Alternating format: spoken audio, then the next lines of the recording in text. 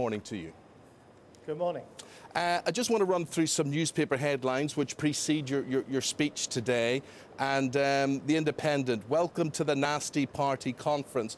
And we're led to believe today that you're going to talk tough today on benefits, and that hardly does much, I suppose, to dispel the uncaring Tory image, does it?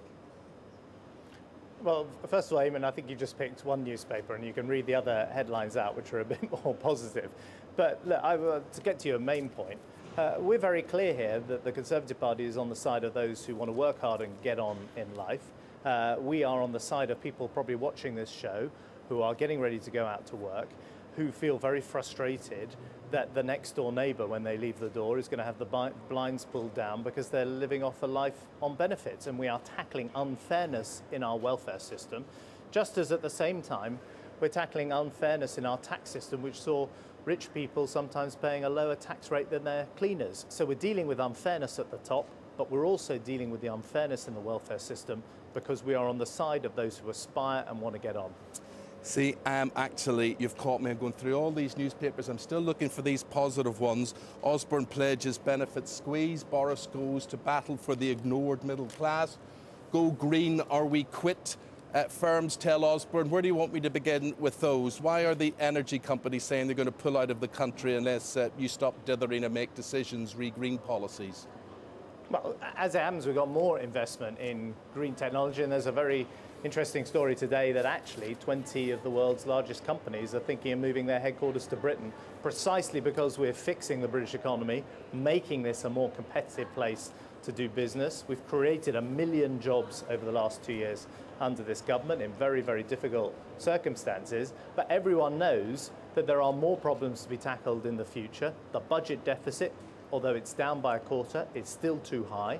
And we all have to face choices about how we do it. And what I'm setting out today are the approach we're going to take, the approach we're going to take to making sure that is done in a fair way, that everyone contributes, but that we tackle unfairness, both, as I say, at the top of our society, where some rich people have avoided tax, and in the welfare system, which frankly has allowed some people to enjoy a lifestyle and benefits which you can't enjoy if you're in work. See, people just don't know what to make of you politicians. It is amazing. You see, 2 or 3 weeks ago, you get Nick Clegg saying, and I quote, that an extra £10 billion of welfare cuts wasn't going to happen.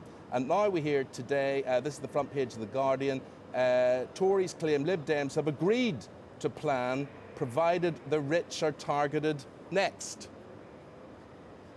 Well, look, we can't avoid in our country difficult choices about how we're going to live within our means. This is not a choice just for politicians, it's a choice for the public. So is there going to be a mansion tax in your time? Well, there is not going to be a mansion tax because I think, although it would be called a mansion tax before an election, it would soon become a tax on the homes of millions of people after the election. I am clear that the rich are going to have to pay more, that the biggest contribution is going to have to come from the rich. But if you have a politician appearing on your show, Eamon, who says that the country's huge debts and the big budget deficit can only be dealt with by taxing the rich a bit more, then they are not telling you, frankly, the straight truth. We have to tackle the very large welfare bill. We have to tackle government spending.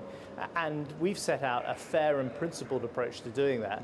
And frankly, I think if you've been listening to what I've been saying and my colleagues here have been saying for the last few years, we've been utterly consistent about that.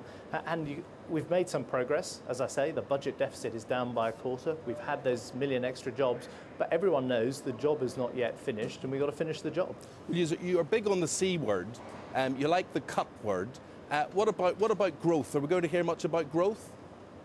Well, first of all, if you don't get on top of your debts, interest rates go up, and that would be crippling for families with mortgages watching this programme or businesses. So not dealing with your debts would be an anti-growth strategy. But on top of that, we've got to encourage businesses and entrepreneurs and people who want to get into work. We're doing that with a whole series of things that make it easier for businesses to grow and hire people. I've got more to say about that later today. And as I say, you read in our papers today that actually 20 of the largest companies in the world are thinking about moving to Britain. So we are getting things right that are attracting businesses to Britain. But we are answering, I think, a bigger question, which all Western countries face, which they're debating in America at the moment and they debate in Europe, which is in this big world out there of these bigger new countries like China and India, how are we going to compete? How are we going to get on? Some Western countries aren't going to be able to do that. I'm absolutely determined that Britain does, and that's what this conference is all about. Quick final question, Chancellor. Can you put a figure on it? Can you tell us how long this austerity business is going to go on? 1 year, 2 years, 3 years, 4 years? Do you have any time scale in your head?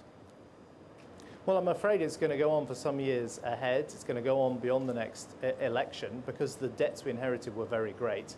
But you've got to get on the case, got to deal with it now. And that's precisely what we're doing with that credible plan. And the real test of any of these plans is, does the rest of the world lend you money? And we have very, very low interest rates at the moment, which proves that the rest of the world has confidence in those plans.